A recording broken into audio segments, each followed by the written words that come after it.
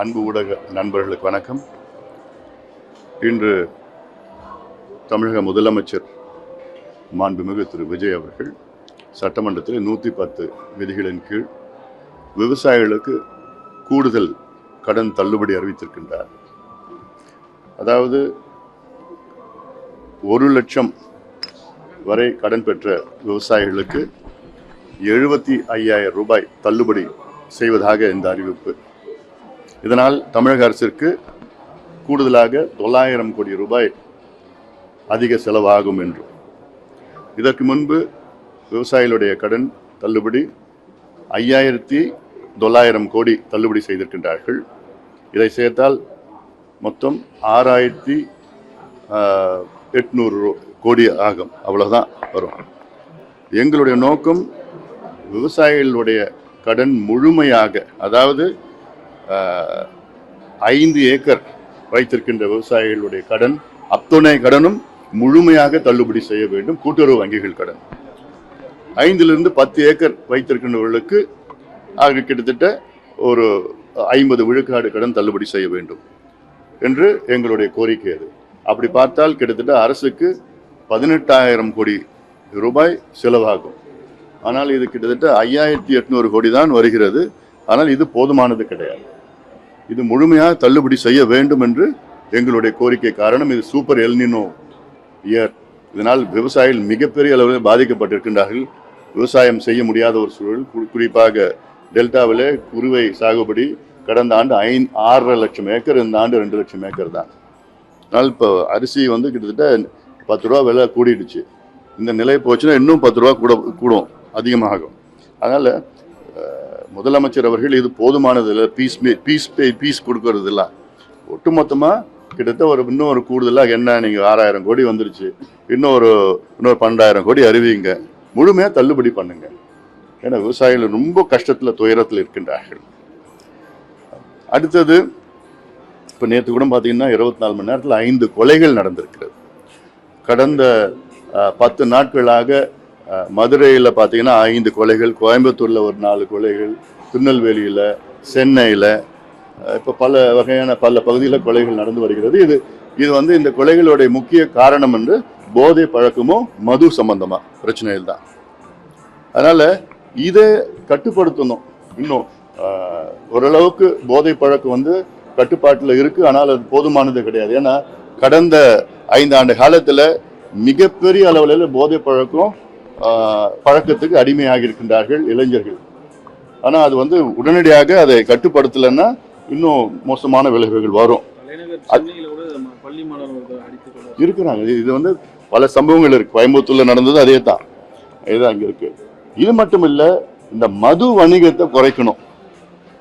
இந்த தவேக அரசு வருவதற்கு முன்பு அவங்களுடைய வாக்குறுதிகள் என்ன, நாங்க பூரண மதுவிலக்கு படிப்படியாக கொண்டு வருவோம், மதுவை குறைப்போம். ஆனால் அவங்க செய்கிற நடவடிக்கைகள்லாம் பார்த்தீங்கன்னா மது வணிகத்தை அதிகப்படுத்துவதற்காக பல முயற்சிகள் எடுத்துட்டு இருக்கிறாங்க.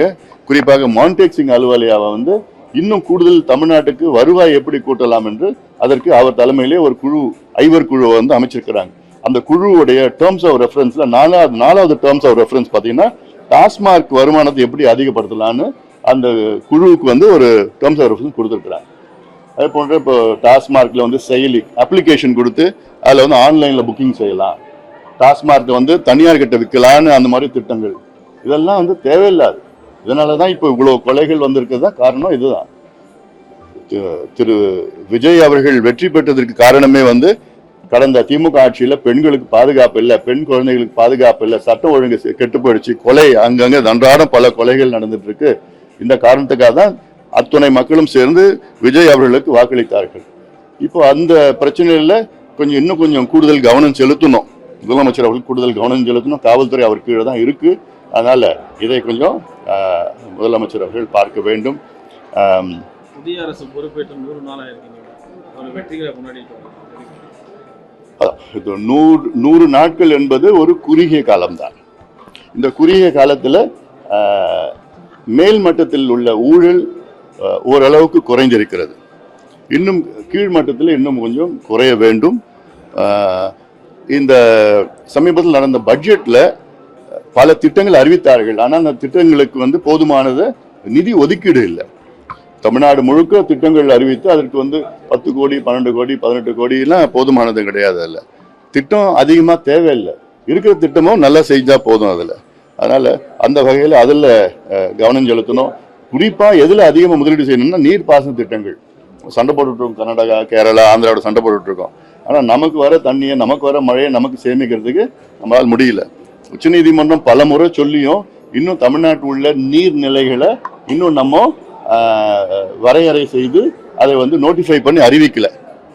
உச்சநீதிமன்றம் சமீபத்தில் போன மாதம் சொல்லியிருக்கிறாங்க, இன்னும் 2 மாதத்தில் தமிழ்நாட்டில் மற்றும் இந்தியாவில் உள்ள ஏரிகள் குளங்கள் எல்லாம் அதில் வந்து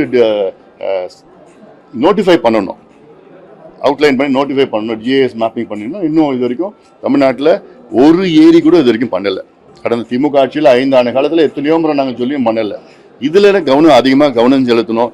டாஸ்மார்க் கிட்ட இருந்து வெளியில் வந்துடணும். முதலமைச்சர் அவர்கள் அவங்களுடைய அரசாங்கம் வெளியில் வாங்க, அது வேண்டாம். அதுக்கு கூடுதல் வருமானம் ஈட்டுவதற்கு நாங்கள் எதுவும் யோசனைகள் எங்களுடைய நிழல் நிதி அறிக்கையில் நாங்கள் தான் சொல்லியிருக்கிறோம். நாங்கள் 3 மாசத்துல 1 lakh crore இன்வெஸ்ட்மெண்ட் வந்திருக்கு அப்படின்னு சொல்லியிருக்காங்க. அது நீங்க கேட்குற கேள்வியே தப்பு. அது எப்படின்னா 1 lakh crore இன்வெஸ்ட்மெண்ட் கிடையாது. இது வந்து புரிந்துணர்வு ஒப்பந்தம், மெமரண்டம் ஆஃப் அண்டர்ஸ்டாண்டிங், MOU தான் வந்திருக்கு. இன்வெஸ்ட்மெண்ட்டே வரல. இப்போ இதே தான் திமுக ஆட்சியில் அவங்க சொன்னாங்க 12,16,000 கோடி முதலீடு வந்து விட்டது என்று அப்போதைய நிதி அமைச்சரும் சரி தொழில்துறை அமைச்சரும் பல முறை சொல்லி அப்புறம் நாங்கள் ஒரு புத்தகமே வெளியிட்டோம். பொய் முதலீடு புத்தகம் வெளியிட்டோம். அந்த புத்தகத்தில் பார்த்தா 12,16,000 கோடி MOU தான் சைன் பண்ணியிருக்கிறாங்க. அதில் எவ்வளோ இன்வெஸ்ட்மெண்ட் அப்போ வந்துச்சுன்னா 98,000 கோடி இன்வெஸ்ட்மெண்ட் அவ்வளோதான் வந்துச்சு. கிட்டத்தட்ட 9% தான் இன்வெஸ்ட்மெண்ட்டே வந்தது அப்போ நாங்கள் புக்கு போட்டப்போ 5 இயர்ஸில். அதுக்கப்புறம் அது வந்து ஒரு 11-12% இன்க்ரீஸ் ஆயிடுச்சு அப்புறம் அந்த 5 ஆண்டு காலம் முடியறதுக்குள்ள. அதனால இப்போ வர்றது வந்து ஒன்லி MOUs தான். இன்வெஸ்டர் மீட்டிங்ல எவ்வளவு MOUs தான் வந்திருக்கு. அது எவ்வளவு ஆக்சுவல் இன்வெஸ்ட்மெண்ட்னு போக தான் தெரியும். அதுல இதுவே வந்து இது எல்லாமே DMK பீரியட்ல போட்ட இனிஷியேட் அப்படின்னு TRV ராஜா சொல்லியிருக்காரு. இவங்க எதுவுமே இனிஷியேட் பண்ணலன்னு அவரு கிளைம் பண்ணியிருக்காரு. இல்ல, அது ஒரு அரசு கவர்மெண்ட் வந்து ஒரு கண்டினியூஸ் ப்ராசஸ் தான். அதனால யார் இப்போ DMK காலத்துல இன்வெஸ்ட்மெண்ட் வந்து அதிமுக போட்ட அடித்தளம்னு சொல்லலாம். எப்படி வேணா பேசிட்டு போகலாம். ஆனால் வருது இல்லை, வரணும். அது வந்து இன்வெஸ்ட்மெண்ட்டாக வரணும். ஏன்னா DMK காலத்தில் வந்து நிறைய தொழிற்சாலைகள் வந்து ஆந்திரா, தெலுங்கானா, குஜராத், மகாராஷ்டிராவுக்கு போயிடுச்சு. ஏன்னா இங்கே கரப்ஷன் அதிகமாக நிறைய கட்டுமானங்கள் இல்லை, இன்ஃப்ராஸ்ட்ரக்சர் இல்லாதனால அவங்க எல்லாமே அங்கே போயிட்டாங்க. நிறைய பேர் அங்கே போயிட்டாங்க. அவங்கெல்லாம் திருப்பி கூட்டிகிட்டு வரணும். 2வது வந்து இன்வெஸ்ட்மெண்ட் வந்தால் போதாது, வேலை வாய்ப்பு உருவாகணும். வேலை வாய்ப்பு வந்தால் போதாது, உள்ளூர் இளைஞர்களுக்கு வேலை கிடைக்கணும். அதற்கு சட்டத்தை தாவைக்க அரசு கொண்டு வரணும். என்ன சட்டம்னா, தமிழ்நாட்டில் உள்ள தனியார் தொழிற்சாலைகளுக்கு வேலை வாய்ப்பில் 80 விழுக்காடு வேலை வாய்ப்புகள் உள்ளூர் இளைஞர்களுக்கு கொடுக்க வேண்டும் என்று சட்டம் கொண்டு வர வேண்டும். இந்த சட்டம் ஆந்திராவில் இருக்கு, கர்நாடகாவில் இருக்கு, மகாராஷ்டிரா, ஹரியானாவில் இருக்கு. தமிழ்நாட்டிலையும் இது கொண்டு வந்தாலும் இது TVK உடைய வாக்குறுதி, தேர்தல் வாக்குறுதி. இது சட்டம் கொண்டு வரதுல எந்த தப்பும் கிடையாது, எந்த பிரச்சனையும் கிடையாது. இதுல வந்து நிதி ஆதாரமும் தேவைப்படாது, பினான்சியல் எதுவுமே கிடையாது, லாஸ்ட்ல இல்லை. சட்டம் கொண்டு வாங்க, வேலை வாய்ப்பு இன்னும் தானே உருவாக போகுது. காவிரி இஷ்யூ இன்னும் போயிட்டு இருக்கு சார். இன்னைக்கும் கூட சுப்ரீம் கோர்ட்ல கேஸ் போயிட்டு இருக்கு. இன்னும் ஒரு சொல்யூஷன் வரல, தண்ணியும் வரல. இப்போ காவிரி பிரச்சனை என்னன்னா, சமீபத்தில்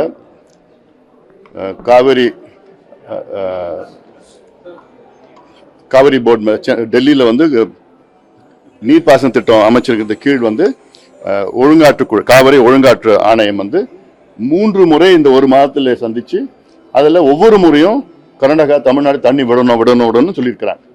3 முறை சொல்லியும் 1 முறையோட கர்நாடகா தண்ணி விட்டது கிடையாது. இப்போ எப்படின்னா, கர்நாடகாவில் 4 அணைகள் இருக்கு. அந்த 4 அணைகளில் தண்ணி கொள்ளளவு பார்த்தீங்கன்னா 80 விழுக்காடு இருக்கு. கபடியில் வழிஞ்சிட்டு இருக்கு. ஹேமாவதி, ஹாரங்கிலாம் 97% இருக்கு. KRSல வந்து 65% இருக்கு. அதாவது அவங்க மொத்தம் இந்த 4 டேம் கெப்பாசிட்டி கர்நாடகாவில் பார்த்தீங்கன்னா 115 TMCல 90 TMC தண்ணி அங்கே இருக்கு. மேட்டூர் டேம்ல 42 TMC இருக்கு. இதுல என்ன கொடுமைன்னா, ஜூன் மாதம் கர்நாடகா தமிழ்நாட்டுக்கு வந்து 9.1 TMC தண்ணி விடணும். ஜூலை மாதம் 32 TMC விடணும். ஆகஸ்ட் மாதம் 45 TMC விடணும். மொத்தத்தில் 65 TMC இந்த 3 மாதத்தில் விட்டுருக்கணும். எவ்வளோ தெரியுமா விட்டுருக்காங்க? 6 டிஎம்சி. இது சுப்ரீம் கோர்ட்டுடைய டைம் டேபிள். இது 3 முறை மத்தியில் அழுத்தம் கொடுத்தும் விடல. கேட்டா தண்ணி இல்லைன்னு. தண்ணி இருக்கு, அவ்வளோ தண்ணி இருக்கு, ஆனா மனசு வரல. இதுல மேகதாது கட்டிட்டாங்கன்னா இந்த தண்ணியும் நமக்கு கிடைக்காது. அதனால கர்நாடகா யார் சொன்னாலும் கேட்கிற நிலையில கிடையாது. நம்முடைய அணுகுமுறை சட்ட ரீதியிலையும் சரி, சுப்ரீம் கோர்ட்ல போகணும், மத்திய அரசை பார்க்கணும், அழுத்தம் கொடுக்கணும், ஒரு அனைத்து கட்சி கூட்டத்தை கூட்டணும். ஏன் கூட்ட மாட்டுறாங்கன்னு எனக்கு புரியல. மறுசீரமைப்புக்கு கூட்டுறீங்க, அது அனைத்து கட்சி கிடையாது, அனைத்து சட்டமன்ற நாடாளுமன்ற கூட்டத்தை கூட்டுறீங்க. காவிரி பிரச்சனை ஏன் கூட்ட மாட்டுறீங்க? என்ன பிரச்சனை? அதனால இது அவசியம் கூட்டி பிரதமரை போய் சந்திக்கலாம், நீர்த்துறை அமைச்சரை போய் சந்திக்கலாம். அந்த போர்டில் அழுத்தம் கொடுங்க. அழுத்தம் கொடுத்து தான் பண்ணணும். இப்போ 10,000 கனஅடி தண்ணி வந்துட்டு இருக்கு. காரணம் அவங்க கொடுக்கணும்னு இல்லை, அவங்களுக்கு அந்த ஸ்டோர் பண்ணதுக்கு இடம் இல்லை. அதனால தான் இப்போ மேகதாதுல வந்துச்சுன்னா அந்த மேகதாதுல அந்த தண்ணி ஸ்டோர் பண்ணுவாங்க. ஸ்டோர் பண்ணாங்கன்னா நமக்கு அது கூட கிடைக்காது. அதாவது இப்போ நேற்று பார்த்தீங்கன்னா, நேற்று முந்தினம் கர்நாடகாவில் வந்து அந்த வனத்துறையில் 3 தமிழர்களை, புலம்பெயர்ந்த தமிழர்களை வந்து சுட்டு கொல்லப்பட்டிருக்கிறாங்க. கொடூரமான முறையில் கொலை செய்யப்பட்டிருக்கின்றார்கள். அங்கே காவிரி கர்நாடகாவோட வனத்துறையை சார்ந்தவர்கள். காரணம் இவங்க வந்து ஏதோ மான் வேட்டைக்கு போனாங்க, அதெல்லாம் போயிட்டு ஒரு பொய்யான காரணத்தை சொல்லியிருக்கிறாங்க. இதற்கு வந்து ஏன் அந்த கொலை நடந்ததுன்னு சிபிஐ விசாரணை வந்தால் தான் நமக்கு தெரியும். என்ன நடந்தது, என்ன பிரச்சனை நமக்கு தெரியும். நான் அங்கே இருக்கிறவங்க சும்மா விசாரணை பண்ண ஒன்றும் ஆக போகிறது கிடையாது. அதில் மட்டும் இல்லை, அவங்க ஏதோ 15 லட்சம் நிதி கொடுத்துருக்குறாங்க. அதனால 1 கோடி ரூபாய் கொடுக்கணும். மொத்தத்தில் அந்த வனத்துறையை சார்ந்தவர்கள் மீது கொலை குற்றம் அது பண்ணியிருக்கிறாங்க. ஆனாலும் வந்து அந்த விசாரணை முழுமையாக வந்து சிபிஐ விசாரணை நடந்தால் தான் அது உண்மை தெரியும். இது மிகப்பெரிய ஒரு பிரச்சனை. ஏன்னா நம்மளுடைய தமிழர்களுடைய உயிர் வந்து அது ஒரு சாதாரணமாக நினச்சிட்டு இருக்கிறாங்க. ஏன்னா இதுக்கு முன்பு கூட அந்த மேட்டூர் பகுதியில் பார்த்தீங்கன்னா, அந்த கொளத்தூர் பகுதியில் பார்த்தா, மேட்டூரில் கர்நாடகா ஏரியாவில் பல முறை வந்து ஒவ்வொரு ஆண்டும் வந்து சுட்டு கொல்லப்படுகிறார்கள் தமிழர்கள். இப்போ இந்த காவிரி பிரச்சனை இந்த தமிழர்களை கொண்டுட்டு இருக்காங்க. இதெல்லாம் ஒரு பதட்டமான ஒரு சூழல் உருவாகுவதற்கு ஒரு சூழ்ச்சின்னு நான் பார்க்குறேன். நான் இந்த விஷயத்தில் தமிழக முதலமைச்சர் ஒரு கண்டனம் கூட சொல்லலன்னு சொல்லிட்டு கூட்டணியில் ஆதரிக்கக்கூடிய கட்சிகளே வேதனை வெளிப்படுத்திருக்கிறாங்க. இதில் அவர் சரியா ரியாக்ட் பண்ணியிருக்காரான்னு நீங்கள் எப்படி சார்? இல்லை, அதை பற்றி பேசியிருக்கிறாங்க. பட் அது பேசுனது போதாது, அதில் நடவடிக்கை எடுக்கணும். அதில் இன்னும் நம்ம தமிழர்கள் வந்து அங்கே பாதுகாப்பு இன்னும் கூடுதலாக இருக்கணும். அதில் 100 நாளில் வந்து, அதாவது கடந்த காலத்தை ஒப்பிடுகின்ற பொழுது 100 நாளில் கடந்த கால குப்பையை அகற்ற முடியாது. அது கொஞ்சம் நாள் ஆகும். ஏன்னா அவ்வளோ ஊழல், அவ்வளோ கனிம வள கொள்ளைகள், அவ்வளோ சீர்கேடுகள், அவ்வளோ பிரச்சனைகள் எல்லாமே அது 100 நாள் அது சரி செய்ய முடியாது. இன்னும் கொஞ்சம் காலம் வேணும். ஆனாலும் it is a good beginning.